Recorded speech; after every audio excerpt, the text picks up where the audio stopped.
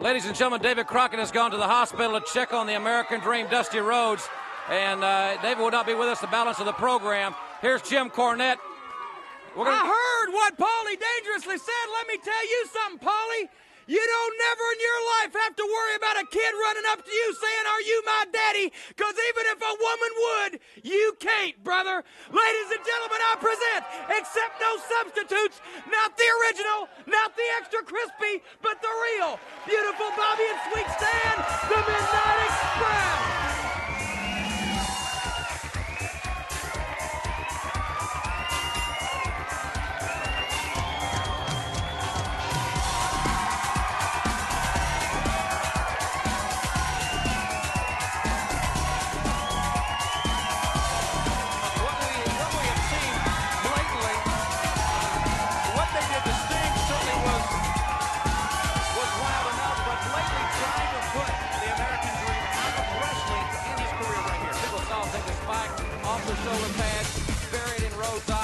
We'll talk more about that. Maybe we can have, I don't think we can have a report this week, but next week for sure we'll have a medical report on Rhodes. David is going to check on him now. I got a report for you. It's about time people woke up around here. Look at here, Rip Morgan. He's drunk on woolite in the ring.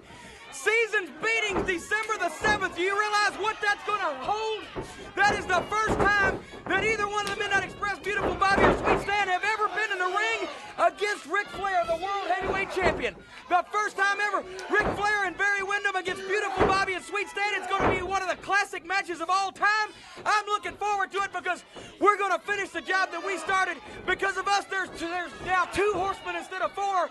Well, after that, there ain't going to be any horsemen, brother. And I want to say one thing to J.J. Dillon. It's going to be a classic match. So I'm going to sit outside that ring. I'm going to keep my tennis racket. I'm not going to interfere. But, brother, if J.J. Dillon don't keep those shoes on his feet and keep his nose out of that match, he's going to end up looking like Geraldo Rivera because we're going to have words. Now, as Midnight Express take this Max, whatever his name is, and beat the heck out of him, you know, Dennis Condrey and Randy Rose, they've been going around beating up these guys that they haul in here out of a soup line down here on Peachtree Street, and they've been calling them Bobby Eaton and Stan Lane.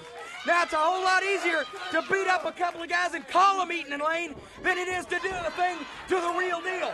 But it did occur to me that maybe, just maybe, it'd be the same beating this little weasel up, this little wash rag, as it is that little toilet mouth Paulie Dangerously.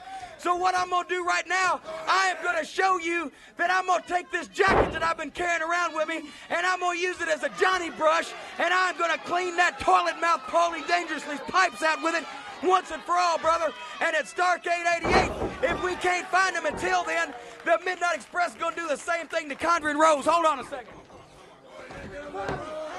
All right, boy, he's on a roll here today. He is hoarse. He is taking that jacket. This right here is Paulie, brother. Open it up, brother. Come on, you Yankee bum! Well, I got too bad it's not made of chocolate because he certainly wants Dangerously to digest it. Polyester's not too edible. Cornette has basically lost his voice out here. You know what the problem is that punk right there doesn't have a big cavern mouth like Paulie Dangerously does, but I tell you what, Paulie wants to come out here and be a loudmouth. I wrote the book on being a loudmouth, and you know that as well as I do. Dennis Condrey and Randy Rose want to come out here and be a tag team. Well, Bobby Eaton and Stan Lane wrote the book on being a tag team. And if they want to go into backgrounds, sure. I remember that Dennis Condrey was a great wrestler when he joined the Midnight Express, when he joined Bobby Eaton and joined Jim Cornette. But he was a great wrestler, wrestling every Monday night in Memphis, Tennessee, in front of no people, making no money. And that's where he'd be today if he hadn't joined up with us. Everything we did, everything we accomplished, we did it together, brother. But Dennis Condrey, he didn't have the guts to stand up, to straighten himself up, and to fight for what he had while he had it. And what he's mad about now is Sweet Stan Lane not only had the guts to take those shoes and fill them, but he had the guts to take those shoes where they'd never been before. All right, here I come. What's your name? That's certainly going to. That's not going to be very nice back in Huntsville, Alabama, his hometown. What? Got your microphone there. Yeah, I got a tooth We mark ain't right playing there. no games around here. I don't care who thinks what about who the real Midnight Express is. We ain't playing no games. We have been dumped on, Tony Schiavone, if that's a polite way to put it, and we fixed to dump on some other people. Now they can copy the rocket launcher. They can copy the double goozle. They can copy any of our moves they want to copy. But brother, this one right here, the Sledge-O-Matic, by the time that the Midnight Express demonstrates this hold right here, it slices and it dices.